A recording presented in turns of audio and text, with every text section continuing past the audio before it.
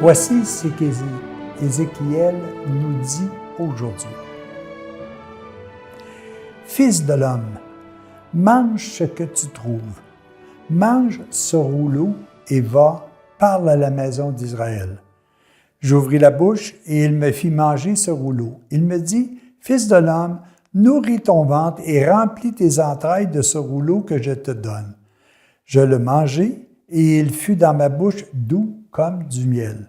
Il me dit, Fils de l'homme, va vers la maison d'Israël et dis-leur mes paroles.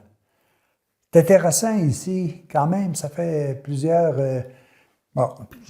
centenaires, plusieurs centaines d'années que ce message-là est envoyé en disant tout simplement, écoutez les amis, aujourd'hui, là, mangez de la parole de Dieu. Ça veut dire, faites vôtres les pensées de Dieu. Et ces pensées, ce sont des pensées d'amour, de paix, de joie, de bonheur. Si vous les mangez, vous deviendrez ce que vous mangez. C'est très important que l'on puisse voir ça de cette façon-là. On dit toujours que plus on met en pratique nos pensées, plus on devient nos pensées.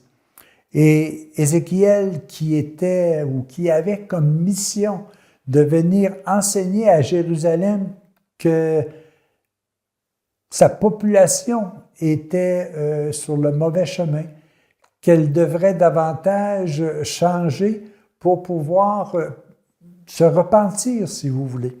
Mais avant ça, Jésus dit, écoute, Ézéchiel, avant que tu puisses faire ça, il faut que tu manges de ma pensée, que tu habites ma pensée, que tu deviennes ma pensée. Et lorsque tu auras cela, à ce moment-là, va vers eux autres pour leur expliquer ce que toi, tu es devenu avec le temps.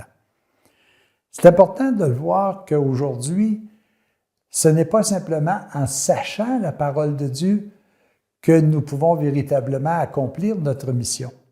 Mais il faut que nous devenions parole de Dieu, que nous soyons des êtres de paix, de joie, de bonheur, d'espérance, que nous ayons le goût d'un bonheur qui n'est pas juste un bonheur terrestre avec des éléments qui sont dans le temps, comment je pourrais vous dire, très limités, mais que nous devons axer davantage vers quelque chose qui est éternel. Alors, Ézéchiel, c'est-à-dire Dieu dit à Ézéchiel, avant de te mettre à aller faire le tour de la ville de Jérusalem et de leur enseigner ce que moi je te demande de leur enseigner, il faut que tu sois ce que tu enseignes. Ce n'est pas une question de savoir, c'est une question d'expérience. Expérimente ma pensée.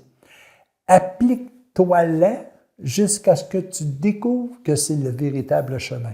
Et là, tu pourras aller enseigner. Tu pourras aller leur indiquer le droit chemin à suivre pour qu'ils soient heureux, parce que tu deviendras à ce moment-là l'exemple de l'application de ce que tu enseignes.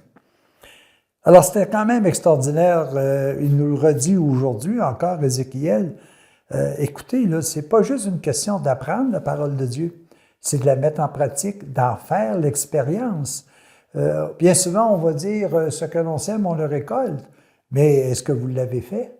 Est-ce que vous avez semé des paroles de paix, de joie, de bonheur, afin que vous puissiez vous aussi être capable de dire « Hey, c'est véritable le chemin parce que je l'ai fait et ça fonctionne. » Alors, c'est un peu comme quelqu'un qui a une problématique quelconque. Prenons l'exemple de l'ivrognerie, à titre d'exemple. À ce moment-là, cette personne-là, si elle suit les chemins qu'on lui dit, qu'elle devient les éléments de solution pour se sortir de cette problématique-là, à ce moment-là, il peut se permettre d'aller l'enseigner à d'autres car elle l'aura vécu. Alors, Ézéchiel nous dit ça à 600 ans avant la venue de Jésus.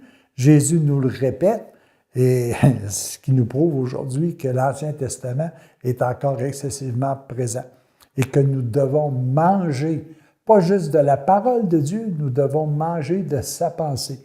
Manger veut dire appliquer, expérimenter, pour voir véritablement les bienfaits de l'application de la volonté de Dieu, de la parole de Dieu. Alors oui, les amis, Ézéchiel nous est encore très présent aujourd'hui. ce qui fait de lui non pas un prophète de l'Ancien Testament, mais un prophète d'aujourd'hui. Lisez cette parabole du livre mangé, faites comme Ézéchiel et vous pourrez par la suite vous adresser à tous ceux et celles qui vous entourent pour vous dire, voilà les outils ou voilà les, comment je pourrais vous dire, donc les éléments ou les outils que Dieu met à votre disposition pour que vous soyez éternellement heureux. À la prochaine.